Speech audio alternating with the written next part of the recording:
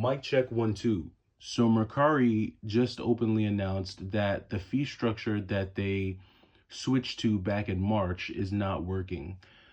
They've basically sent out a notice to sellers and buyers that under the current fee structure, they have seen less sales basically occur on their platform. Basically, people aren't really buying items on Mercari's platform, and they're noticing that their sales are tanking.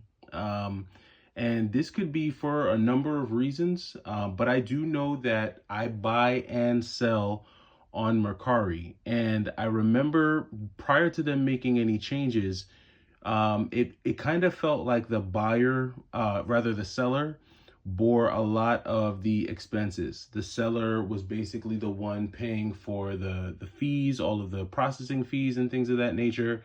And so if you sold an item for 20 bucks, by the time you got done with the fees and everything, you walked away with 15 bucks, 16 bucks, if that. So back in March, Mercari decided to switch up their fee structure, and they basically put all of those fees on the buyer, which as a seller, you would have thought, okay, this is great because now pretty much whatever you're listing your items for, you're going to get that full amount. There's no additional fees being taken out of whatever your listing price is.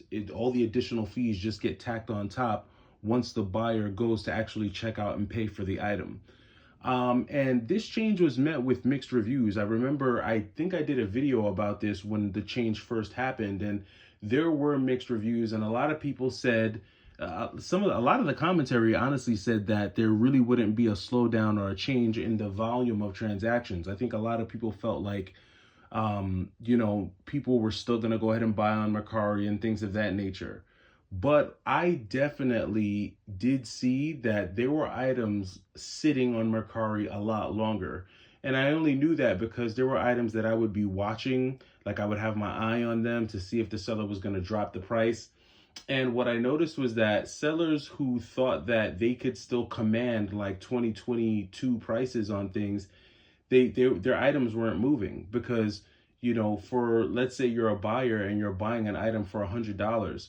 By the time you got done with the fees, that item could easily be $120, $125. And, to a certain point, it didn't make it worth it anymore. And I found myself actually leaving Mercari and going to eBay as a buyer. And so I had no problem selling on Mercari. If someone wanted to buy an item from me, that was fine. But if I had to buy an item, 9 times out of 10, if the price was like, if the asking price was similar on eBay, I was just going to buy it on eBay because I didn't want to have to pay all those additional fees. Well, Mercari is making yet another change. And according to an email that I got from them, as of January 6th, they're going to be changing their fee structure again. So for sellers are now going to be charged a flat 10% fee, and the buyer is going to be the one to pay all the shipping. So if you're a seller, get ready to start paying those fees again. They're not as bad as what they were, but it's still 10%. So you have to factor that into the pricing of whatever it is you're selling. The positive news that comes out of all of this for sellers is that there's no more ACH withdrawal fees. So Mercari used to do a thing like before they changed their structure in March. It used to be where you could get free withdrawals, but then if you wanted like a same day withdrawal, they charged you a fee. Then they upped that structure, and in March when they made the change, all withdrawals, I think there was a $2 charge for all withdrawals, ACH withdrawals. And then if you wanted it to be done same day, I think the charge went from $2 to $5. So now they're saying that all fee withdrawals, all ACH withdrawals are going to be free for sellers looking to actually transfer any sales revenue to their bank account. So that's actually pretty good as a seller. You don't have to worry about those fees anymore. But I mean, there's definitely going to be a change in the volume of transactions with these changes. Now for the buyer's side, it gets better. For buyers, now buyers only pay a 3.6% protection fee, but buyers have to pay the shipping. What the protection fee gets you is it gets you your cancels, it allows you to do refunds, and it also gives you basically 24-hour support from Mercari via their like chat or whatever the case may be. The other good thing for buyers is that there's no additional processing fee.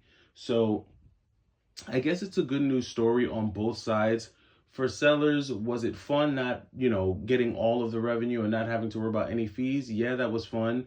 But 10% is going to be a lot better than what Mercari was charging sellers prior to the change that they made back on March 6th. Now, I think it's going to be very, very interesting to see how this fee structure change really impacts Mercari's, activity, because they're basically saying that the reason for the slowdown in transactions is due to their fee structure change. They realized that people weren't buying as much once they changed their fee structure. But I don't think that the slowdown in transactions is, primarily due to that. I think there's a lot of other extenuating circumstances and factors that are contributing to the slowdown in transactions on Mercari. And that's because people aren't spending money like that on frivolous things anymore. We're really moving away from the 2020, 2021, 2022 era. A lot of things are sitting on the shelf. I mean, we just have to get used to it. This is going to be the new normal. And I think a lot of people were so used to pretty much being able to sell any and everything right away that getting used to this environment where you actually have to go out and compete to sell items, and you have to, you actually have to be competitive. I really don't know how else to say it.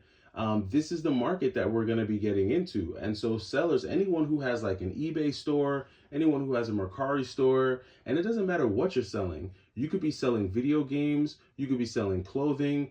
God forbid you're selling sneakers. That, if there's any reseller market that's tanked hard, goodness, if you're reselling sneakers, I would hate to be you, because everything is selling. Even the stores can't sell sneakers right now.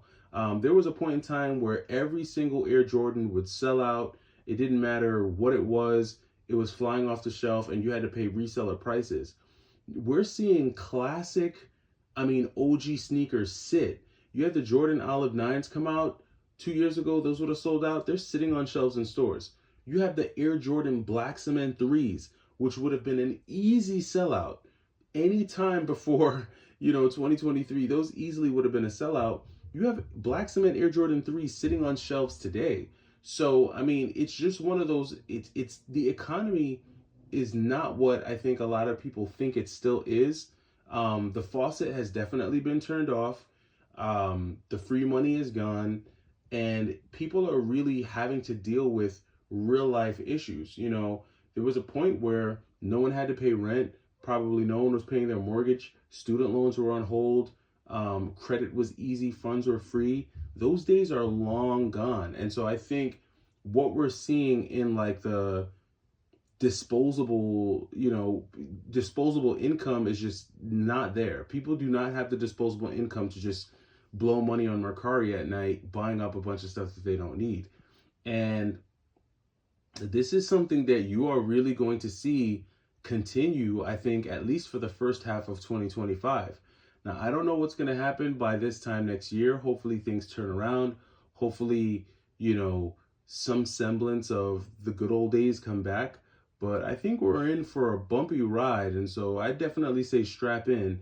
If you have things that you don't need, if you have something that you're on the fence about selling, if you have something that you've been thinking, maybe I should let this go, my advice would be to try and let it go sooner than later. Try to sell it now and get it out the door before it becomes even harder to sell it. Because I'm telling you right now, people are not just frivolously buying and spending the way they used to. Those are just my thoughts.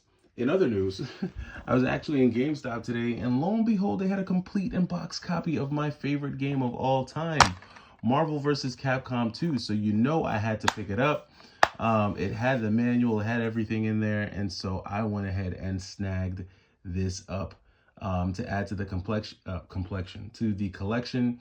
And now the cipher is complete. I've got it on the Xbox original, I've got it on the PS2, and I have it on the Dreamcast.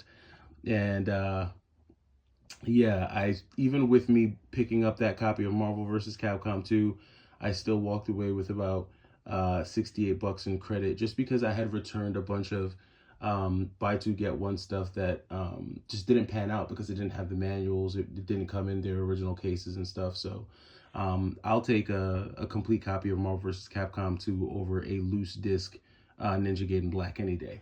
But that does it for me. Let me know what you think about these changes to Mercari. I thought this was super interesting. I just got the news today and I wanted to share it with the Y2K crew. Let me know your thoughts and I'll catch you in the next video. Take it easy.